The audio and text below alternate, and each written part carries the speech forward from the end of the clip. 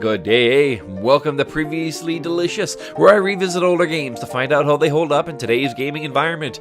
I'll share the highlights and the lowlights across 6 days of gameplay, peppered to the obscure quotes. I'll go over the good, the bad, and the meh, followed by my final verdict to tie it all together. Remember, some quotes won't have a clip afterwards, so it's up to you hoseheads to catch them in the comments. This week I've been playing Red Dead Revolver, and today is the final day.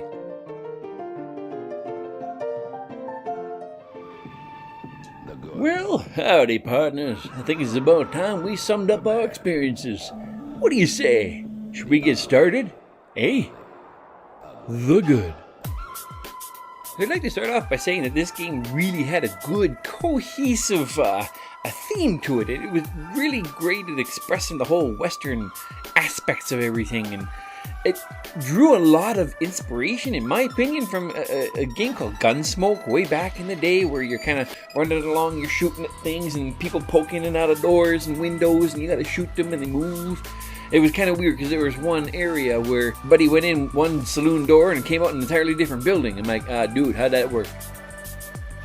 And keeping in the theme with the Gunsmoke, it really kept the stages simple and focused to the point, where you had your thing, you went in, you did it, mission was over. You move on to the next one. A little bit of a cutscene in between. It was really nice. It was very consumable. I could just pop open the game and know I could go in and do at least one mission, maybe two. And there was like loads of unlockables. It was really cool. All the little trinkets that you could buy at the general store and the gun shop and the clothing and all this weird stuff, like, it didn't actually do what it said it did, but it unlocked some that you could use in the after game mode, where you could just go in and do time trials and do dueling against certain people. And I'm not sure exactly what else you could do with it, because I didn't explore the extra features. I was focused more on the actual game. I really should have tried it out though, just to see what it's like, to give you guys a bit more input on the game. Oh, and I love their attention to detail in this game. You know, graphics aside, it was really cool that they paid attention to the limbs. Like when you shot someone in the foot, they would grab their foot and fall on the ground.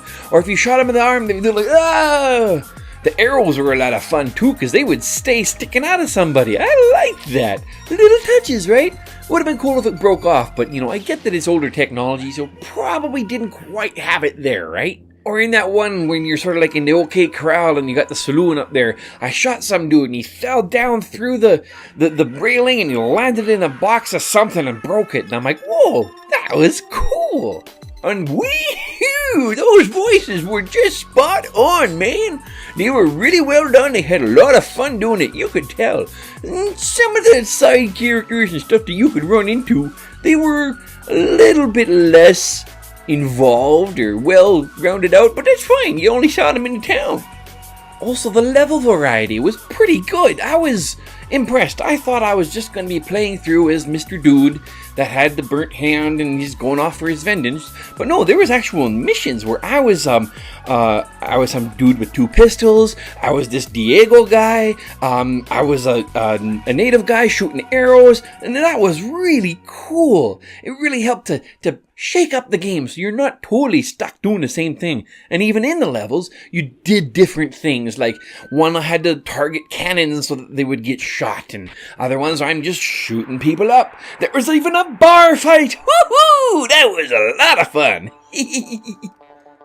Also, for this day and age, the smoke effects that they had in this were actually pretty darn decent. I was rather surprised at how well the smoke worked. I actually couldn't see through it, and it didn't feel like layer. Like in some games, and you walk past the layer, then you just are blocked by another layer. It felt like there was particles in the way. Maybe that's why I was so laggy on that one stage. Oh, and for a game that's going to focus on killing people, I'm glad they took the time to make that fun. The way they get shot and they react properly. The things they say when they get hit, like, ow, my leg! Or the way they gurgle when they die. It's awesome. I can't do it right. I don't have a mouthful of water. Even though some of the yeah and the aye were obviously read and then said the way they were read rather than interpreted as the noise you make when something happens. Because nobody says "ie." It's like "ah." That's what "ie" sounds like. Just me? I don't know. And just to tie everything together, the music was so on point.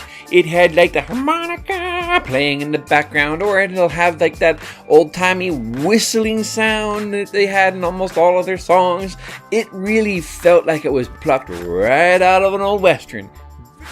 And now, the bad.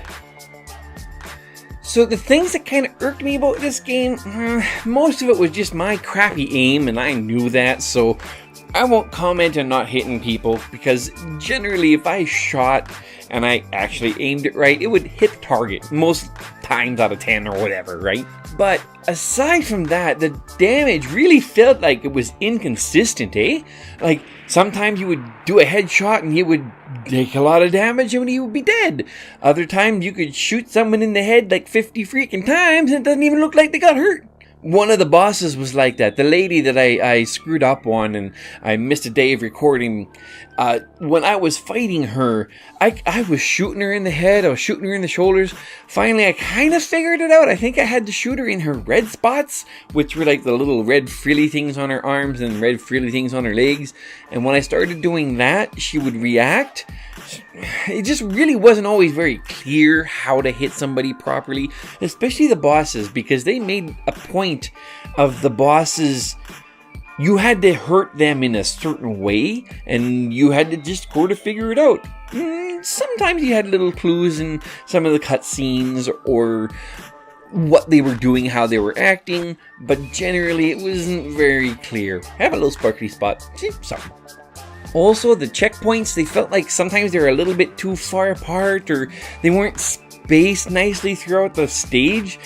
Some of them probably could have had 2 or maybe even 3 checkpoints throughout the game as you accomplished a certain goal. It just would have helped make the game a little bit less frustrating. The graphics also made like trying to snipe something a little bit more difficult because it was so blocky and grainy, like especially when it got small. But you kind of got to deal with what you got to deal with, right?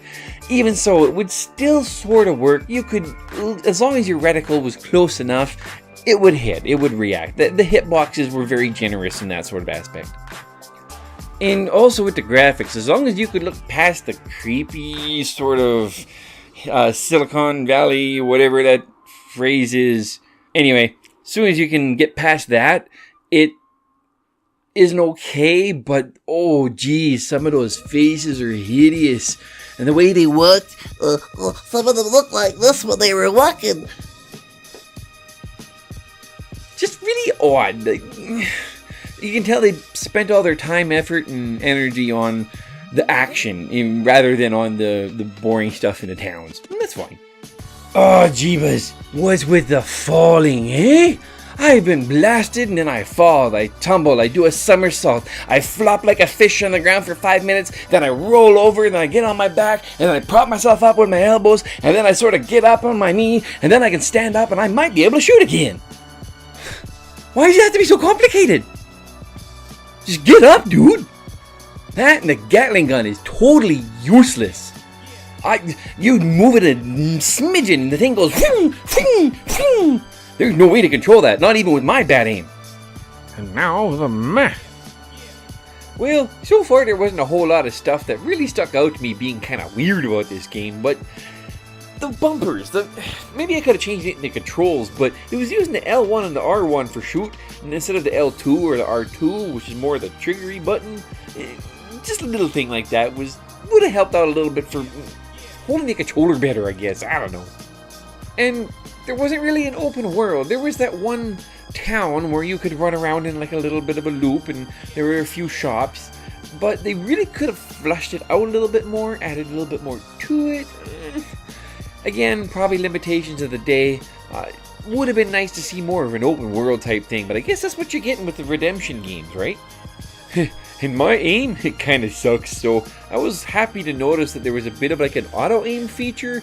It would sort of, like if I was on a target, as long as it didn't move too far away, it would stay focused, it wouldn't just totally move. nice little things like that really helped me actually play the game and do decent with it.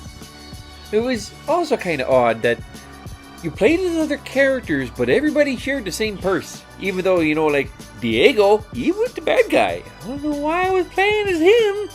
Probably a good thing that the money was pooled because it was easier to spend and save and do all that stuff. But at the same token, if they were going to have multiple characters like that, it would have been cool to see them do where each one had their own unlockable things that they could get, so you had to play as that character specifically a little bit more just to unlock more stuff, and they had separate shops for them, and their purse and their wallet or whatever was to them. Another weird thing that, well, maybe it was one of those nice touches that they added in the city, town, village area, you could actually go into the shop, at which point you could walk up to the counter and talk to the guy and it would open up your shop menu. Well, there's nothing else you could do in those shop areas. So to me, that felt like a wasted resource. If that's all you're going to do, you could have just had it so I click on the door, oop, up pops the shop. And did you see that glitch at the very end? I got freaking lucky. Then boss, he just sat there and he took every shot. I offloaded everything into him. Yep, game glitched. I'll take advantage of it though. And also, this happened frequently, that dead or dying people would steal my health. I'd shoot him, he'd be like, oh, doing his little pirouette, standing up, and then he would grab the bottle of booze on the way down and poof. So it didn't heal him, didn't bring him back to life, but it took the health that I wanted. Gosh darn it. The verdict. Now, if their goal was to take the old game Gunsmoke and turn it into a 3D first-person-esque shooter, then they succeeded very well, eh? It turned out real good. Oh, the script and the voiceovers in this game, they were pretty cheesy at times and kind of terrible dialogue, but it was always fun. You could tell that the actors and actresses were just playing it up and enjoying themselves. The controls were also mostly tight. There was a few little things that were weird, like the Gatling gun. That was almost impossible to try to get control of, and some of the other guns shot a little funny, but once you got used to it, it wasn't so bad. It was generally the whole game handled quite well. And you know, the modeling animations that they did for the characters, it was actually really well done, especially like you could tell they focused more on the combat situations and the way that they would react when they got hurt, shot, whatever. And that really showed. It turned out really good, even though some of the textures were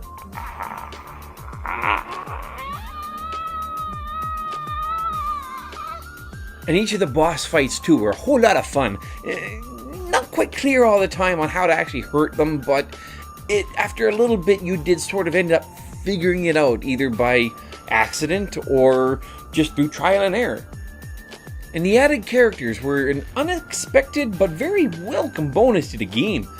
And you know, back in these types of games, there wasn't a whole lot to keep you playing, but this one really did have a lot of these bonus hidden features and unlockables that you could go through to, if you wanted to be a completionist, and it would give you more things to do with the game post beating it, which is really cool.